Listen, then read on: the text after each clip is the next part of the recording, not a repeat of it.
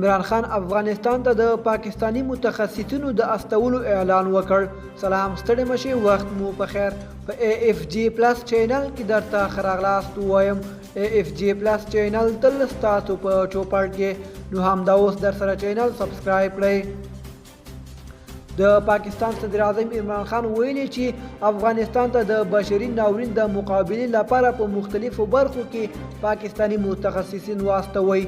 د هغه په وینا دا متخصصین به د طب، د ET، مالی او د حسابدارۍ د برخو اړوند وي. پاکستانی صدر اعظم دغه راز ویلي چې د اوسپنې پټلۍ، معدن، درمل جوړونې او رسنیز پراختیا په برخو کې به له افغانستان سره اړیکې پراخوي.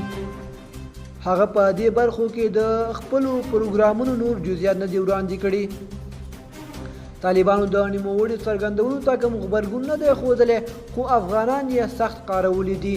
د افغان لیکوال او سیاسي فعال نجیب الله ننګیال پاکستانی صدر اعظم او طالبانو د پټو معاملو په غبرګون کې ویلي چې عمران خان یې د حکومت چلولو لپاره متخصصین ورلیږي، دوی یې لا اشغال نه بولي.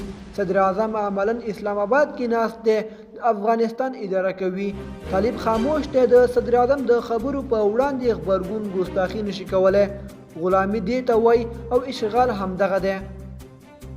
یو شمېر نورو خلکو هم د عمران خان د دغو څرګندونو ته غبرګونونه ښودلي او دا یې د افغانستان د عملي اشغال څرګندونې نښه ګڼلې ده. دوستانو، زموږ د نن ورځې خبر تر همدې ځایه و. تر بیا ښه وخت.